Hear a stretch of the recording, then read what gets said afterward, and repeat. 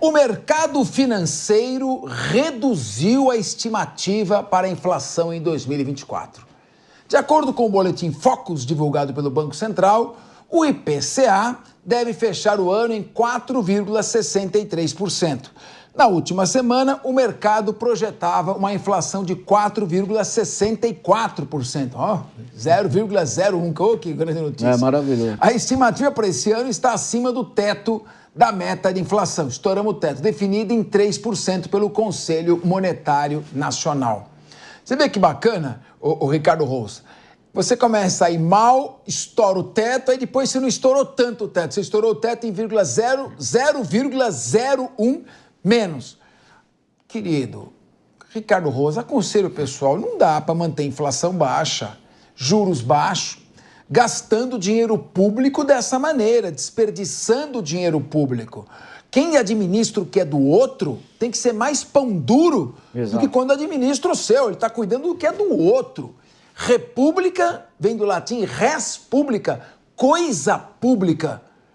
Vamos gastar menos, vamos pensar no social, sem uma economia liberal, não há o que se distribuir. Como dizia o Roberto Campos, o avô do ex-presidente do Banco Central, o socialismo distribui pobreza. O avô do presidente do Banco Central ainda vai deixar de ser presidente no começo do ano que vem. Olha, Capês, não tem como você reduzir a inflação, não tem como você reduzir taxa de juros se o governo continua gastando, se não se chega a um consenso do corte de gastos que nós precisamos ter no Brasil. E eu sempre repito isso aqui, não se chega a um consenso, é tão complexo nesse governo a gente falar de corte de gastos, que era algo que a gente já deveria ter feito desde o primeiro dia. Agora a gente está falando em passar um pente fino em programas sociais, que é governar. É óbvio que em muitos programas sociais nós temos muitos equívocos, muitos erros, muitas fraudes. Tem que se passar um pente fino continuamente. Isso é governança. Não é agora porque vai se falar em corte de gastos. E eu tenho as minhas desconfianças que isso de fato vai acontecer. Acho que o governo vai mexer para lá, vai mexer para cá, vai empurrar esse final de ano, talvez apresente aí um corte de gastos pequeno, porque tem espaço para cortar gastos em outras áreas, como a gente vive falando isso aqui. Por exemplo, as emendas parlamentares, Lei Rouanet, que está em excesso, não precisa acabar. Mas 16 bilhões para a Lei Rouanet é em excesso. Tem muitas áreas que a gente pode mexer. O governo vai criar uma narrativa de que para fazer corte de gastos tem que fazer na saúde, na educação e na defesa. Não necessariamente, mas vai ser uma escolha possível do governo. Vamos esperar sair primeiro, porque a gente está vendo uma enrolação danada no anúncio desses cortes de gastos aí. Mas uma coisa é fato, não dá para reduzir inflação, não dá para reduzir taxa de juros se não houver equilíbrio fiscal.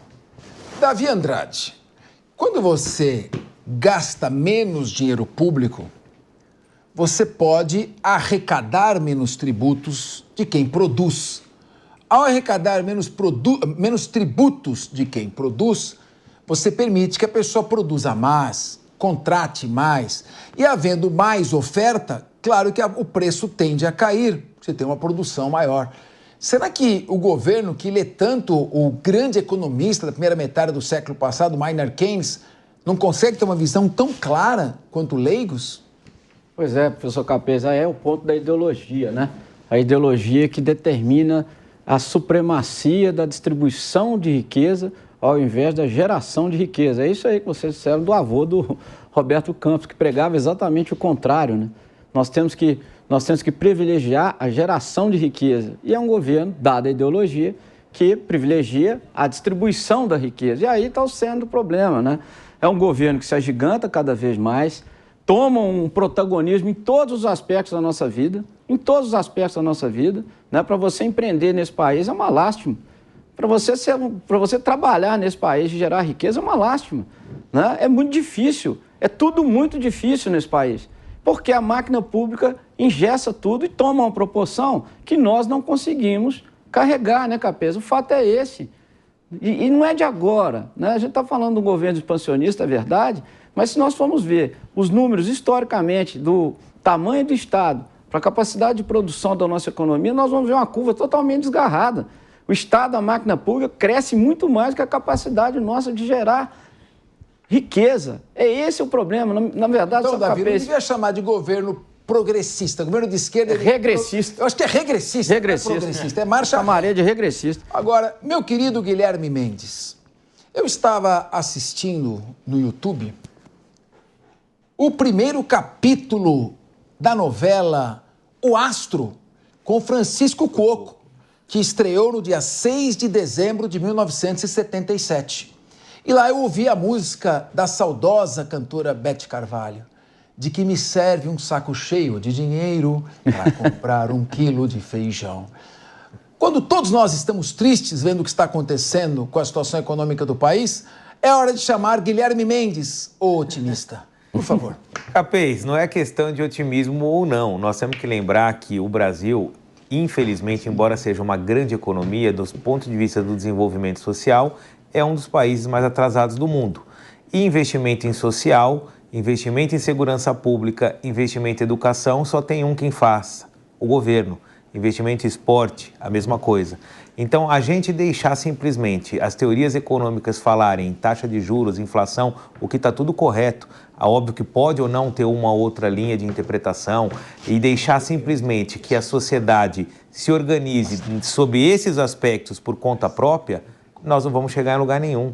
Então, eu quero sim mais Estado na educação, mais Estado na segurança pública, mais Estado na saúde, mais Estado na administração da justiça, mais Estado na infraestrutura, porque se não for o Estado, ninguém faz. Até porque essas áreas são próprias do Estado brasileiro. E o Estado brasileiro peca em muitos aspectos ao entregar muitos poucos serviços ou então serviços de baixa qualidade para a sua população. Agora, o caminho não é cortar o dinheiro, o caminho é potencializar o resultado com o dinheiro. E isso o governo, de fato, tem que fazer. Não só esse, como todos os que os predecessores, não é? Muito bem. Agora, Ricardo Rosso, eu vi o Guilherme Mendes falar mais Estado aqui, mais Estado ali, mais Estado ali.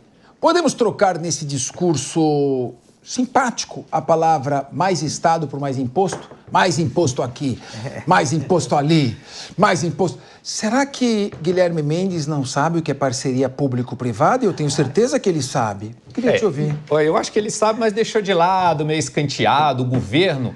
Só para vocês terem uma ideia do que nós estamos falando aqui, o Brasil, entre os países em desenvolvimento, o Brasil é o mais endividado de todos eles. Aí o Guilherme vai comparar com os Estados Unidos, que é um país desenvolvido. É uma outra realidade, não tem como comparar A e B. Aí ele falou que o Estado que tem que investir em esportes, eu acho que a parceria público-privada pode funcionar. Só para vocês terem uma ideia, no Brasil, mais de 80% das universidades são particulares. Então, sim, o privado tem que ter sua participação. A parceria público-privado, que tem vários bons exemplos no Brasil, tem que ter sua participação, sim. No momento que a gente exige que só o Estado o faça, é óbvio que alguém tem que pagar a conta. E quem é esse alguém? Já que o Estado não gera riqueza, Guilherme, quem é esse alguém? É você, sou eu, é o cidadão, são as empresas. Através de quê? Através dos impostos. E aí fica difícil, porque a gente não aguenta mais carregar essa carga tributária que a gente tem no Brasil, Guilherme. Por isso que a gente quer uma gestão mais equilibrada, uma gestão pública mais eficiente, trabalhando com parcerias público-privado, deixando o privado também fazer a sua parte e o Estado focar especialmente em áreas essenciais. O Davi Andrade... O Estado gasta 50% do nosso PIB. É isso aí. Consome esse dinheiro. Será que não tem uma racionalização dessa despesa? Eu lembro no final dos anos 90, vão privatizar as rodovias do estado de São Paulo. Os pedágios, os preços vai lá nas alturas. Ora, quem paga pedágio é quem usa a estrada. Exato. Se é o governo que faz e não tem pedágio, todo mundo paga através de impostos. Porque não adianta imprimir a maquininha o dinheiro, ele retrata o que tem na economia.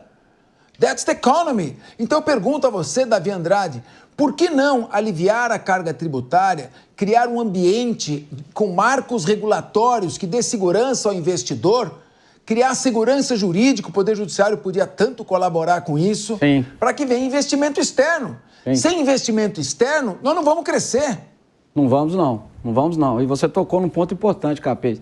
Quase 50% do que a gente produz vai para o Estado. Não dá. Não tem como a gente continuar sustentando esse estado de coisas, gente.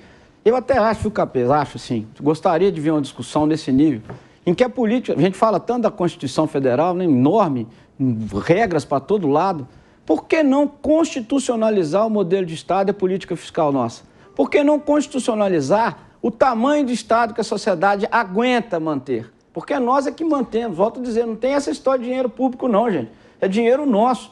Enquanto nós, cidadãos, não tomarmos consciência de que esse dinheiro que vai para lá e que é mal empregado, que é mal gasto, é dinheiro nosso, nós não vamos tomar tento das coisas. Então, eu fico pensando o seguinte, por que não uma discussão para constitucionalizar esse tema de uma vez por todas, para que essa matéria não trafegue nos mares de transição de governo após governo, a gente vê a mudança na política fiscal. Um é expansionista, o outro é mais limitado e contido, e aí a gente vê, na verdade, uma máquina pública que só se agiganta.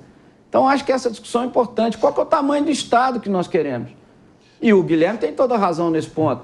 Eu acho que o Estado tem que entregar aquilo que é nuclear, aquilo que é básico dele. Não tem que ficar cuidando de fundo eleitoral, não tem que ficar entregando dinheiro para emenda parlamentar. Agora, o Estado tem que cuidar da educação, o Estado tem que cuidar da saúde, né, da segurança pública e bem. Só que não sobra dinheiro para isso, porque é um rio de dinheiro que vai desviado para coisas que não são necessárias. Esse é o ponto. Você veja bem, Davi, você tem a previdência privada das pessoas. O sujeito faz um planejamento para quando ele ficar com mais idade e não puder mais trabalhar ou produzir com a mesma energia que antes. Então tem uma coisa que chama cálculo atuarial. Ou seja, é o cálculo das pessoas que estão pagando a contribuição e vão sustentar aquelas que já se aposentaram. Quando vai aumentando o número de aposentados, tem que aumentar o valor da contribuição. Isso é previdência privada. Sim. O que eu não entendo é como é que o poder público administra uma previdência e gasta R$1 trilhão por ano com a previdência. Ele está injetando, quer dizer, é não saber fazer sequer um cálculo atuarial para projetar a aposentadoria. R$1 trilhão, mais não sei quantos bilhões, depois eu pego o cálculo aqui correto, de juros. Fica difícil assim.